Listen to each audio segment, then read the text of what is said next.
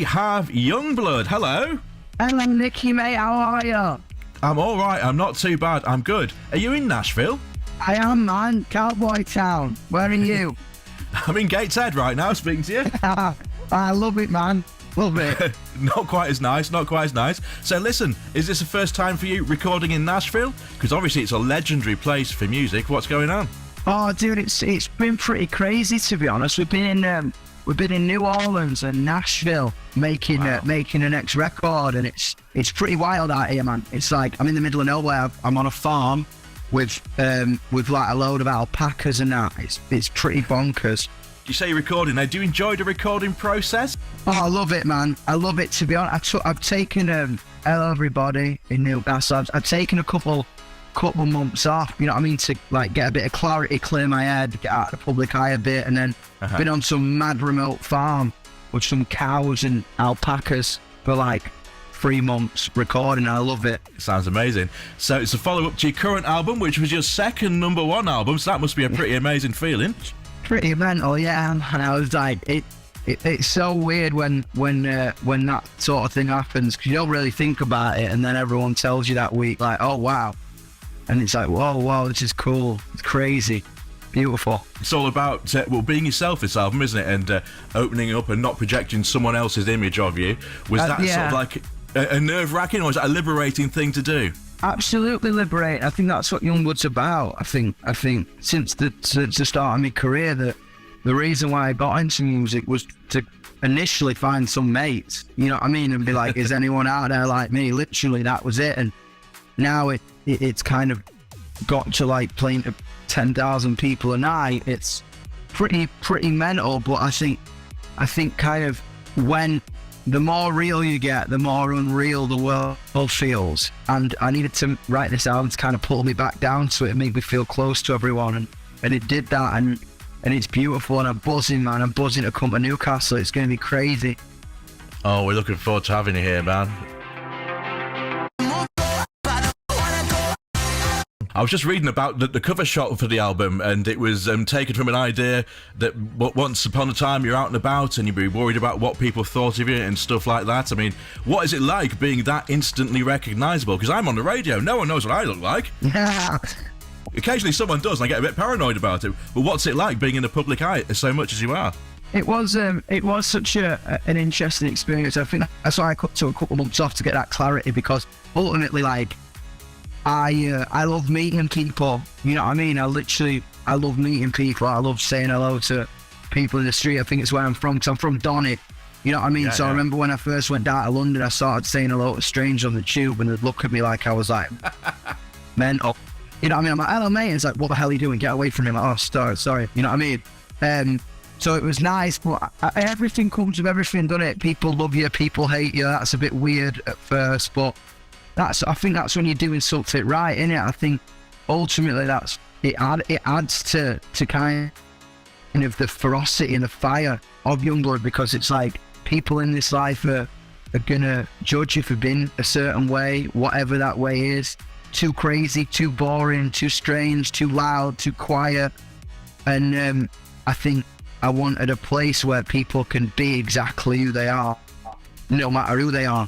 And I'm really excited, because we've built this show around that idea, and this is kind of going to be like, because we've gone into arenas now, it's like going to be, it was a bit crazy because it's been bigger than anything we've ever done. I didn't want to lose that sense of like being personal. So we built this crazy show that's so immersive, and it's going to be, you only get to do your first arena tour once, so we've really gone for it, man. You mentioned there Doncaster, and your dad had a musical instruments shop, yeah? That's where you first got into music? Yeah, I remember. Literally, my old man had a guitar shop, and I literally finish school and go and work with my dad, and then on a Saturday, and that's where I learned guitar. I literally remember all the 17-year-olds when I was about 10 used to just look so cool to me. You know what I mean? They have like nose rings and Prodigy t-shirts on, and I would just be like, whoa, you guys are so sick. And then they'd be like, oh, have you practiced? And they'd teach me, like, I don't know, like Iron Maiden or like Korn on the guitar, and that's how I got into playing guitar, man. You know what I mean? So can you remember writing your first song? Yeah, it was terrible. I remember it was about a girl from school, and who didn't like me back, and then I thought, oh yeah, writing about love, it doesn't really suit me. I'm gonna write about something that's gonna like make me a bit more naughty.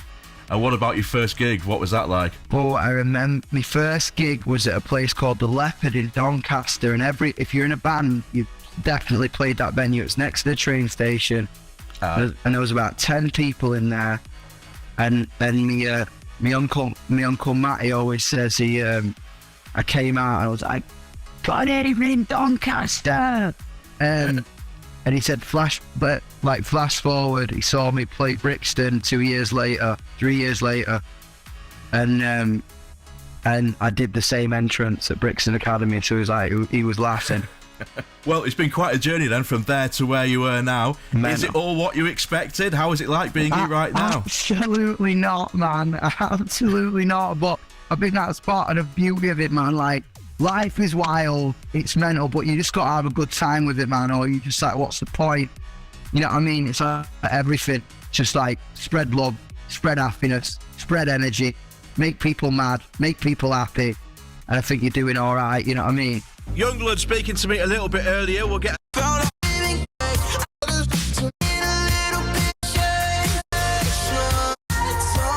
Polo G at BBC Radio Newcastle. It's Nick with you. Monday evening.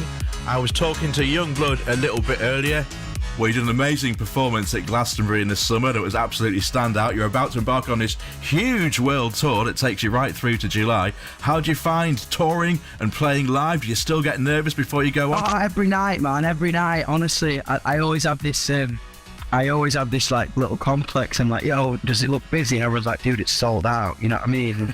Like, oh, it's well busy. You know what I mean? Even I've got that complex, and I just love it. You know what I mean? I think we love it. I get to tour the world with my best mates. We get to like play pool, drink beer, smoke cigs, play gigs, and have fun. You know what I mean? It's like best thing in the world, and I'm so grateful for it. But it's been crazy, bro, like, because we've had a couple months, like we've all been in the gym getting really fit, so like we can be like ricking on stage, man. You know what I mean? It's ricking, man. Well, you're going to be here in Newcastle on the 21st of February. I am. And apart from the show, you're going to be joined by show support, who are going to be offering mental health support to gig goers. You're very open about mental health, but it can't be the easiest thing to talk about. So what's the thinking about this at the shows? I just think like I wanted to kind of set an example a little bit. You know what I mean? I think with gigs and with like what Yungblud's about, I want people to be able to express themselves, and our gigs are crazy. People turn up 2 days before. You know what I mean? 'Cause it's not just about, all right, cool, we'll go down at 7, have a lager and watch the show. It's like a full day experience. It's a day out, and I wanted people to be able to like kind of, I think when you enter a venue, it becomes your house. So Newcastle Arena is my house. Utilita is my house that night. And in my house, I want people to be able to talk about what they're going through. I want people to be able to express themselves no matter what they're feeling, and feel safe, and feel like they can just go mental and just like scream for the first time, jump for the first time, kind of show each other who they really are. And I just think no matter what age you are, it's a riot, man. It's a riot. Sounds like it's going to be an amazing show, and it is your first arena tour as well. How do you go about rehearsing something like that? Oh, it's pretty mental, to be honest. Like, I've been looking at blueprints for gigs. We're not building an house, man. You know what I mean? And they're all like, we need to build an house. It's literally like going to be crazy. And we're like in for 2 weeks, and we get back with a band, and we do a week with in like a big warehouse with all the fire and all the light structures and all the moving stuff. It's going to be crazy. Fantastic. Well, listen, all the best with the tour, all the best with your recording in Nashville, and we'll see you in Newcastle on the 21st of February, Yungblud. Newcastle, I can't wait. Get your tickets. I love you. I can't wait to see you. Way.